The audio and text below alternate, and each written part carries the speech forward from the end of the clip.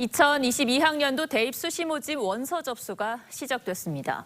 학생들은 좋은 대학에 입학하려 하고 대학들은 우수한 학생을 선발하고 싶어 하는 건 당연한 이치겠죠.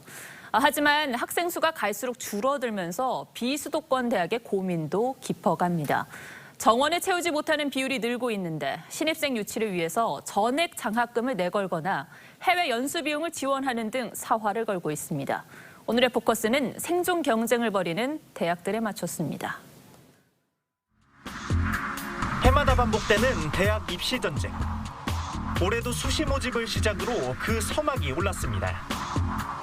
그런데 학생들이 선호하는 수도권 대학들의 올해 수시 모집 인원이 지난해보다 5,300명 넘게 줄었습니다. 반면 수능 응시 인원은 16,000명 이상 늘었습니다. 수도권 대학들의 수시 모집 경쟁률이 높아질 수밖에 없습니다. 비상이 걸린 건 학령 인구 감소에 수도권 대학 쏠림 현상으로 정원을 채우지 못하고 있는 비수도권 대학들입니다. 정원 내 학생 충원율이 약 90%인 전남의 한 사립대학입니다. 일부 인기학과를 제외한 모든 학과의 최초 합격자 전원에게 장학금을 지급하기로 했습니다. 입학 첫 학기에는 사실상 등록금 한 푼 내지 않게 된 겁니다. 이 우선제를 많이 대학교에 등록을 유도하려고 이거를 만들었거든요. 파격적인 조건으로 신입생을 유치하려는 건 국립대학도 예외는 아닙니다. 지난해 미달 사태를 겪었던 이 대학은 성적 우수자에게 최대 500만 원의 장려금을 지급하고 해외 연수 선발 시 우선권도 부여하기로 했습니다.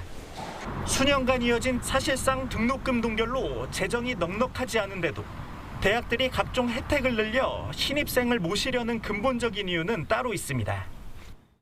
교육부 대학 역량 진단평가에서 신입생 충원율이 떨어지면 재정 지원 대상에서 제외되고 정원도 줄여야 해 더 급속히 존폐 위기에 내몰리게 되기 때문입니다. 부실대학이다라고 하는 어떤 낙인이 찍혔을 경우에는 아무래도 지원을 기피할 가능성이 높죠. 사정은 낮지만 수도권 대학들도 예외는 아닙니다. 올해 수능 시생이 50만 9천 명으로 반짝 늘었다지만 전체 대학 정원 54만 명에 못 미치고 학생 감소는 갈수록 가팔라지기 때문입니다. 실제로 지난달 발표된 대학 평가에서 인하대와 성신여대, 한세대 등 수도권 대학들도 재정 지원 제한 대상에 포함됐습니다. 우리 대학의 이미지에 엄청난 훼손을 가하는 이런 평가 결과가 단지 점수인데 어떠한 피드백도 없는 점수입니다. 학력 인구 감소와 부실대학이란 꼬리표까지 붙은 대학들의 생존 경쟁이 유독 힘겨워 보입니다. 뉴스7 포커스였습니다.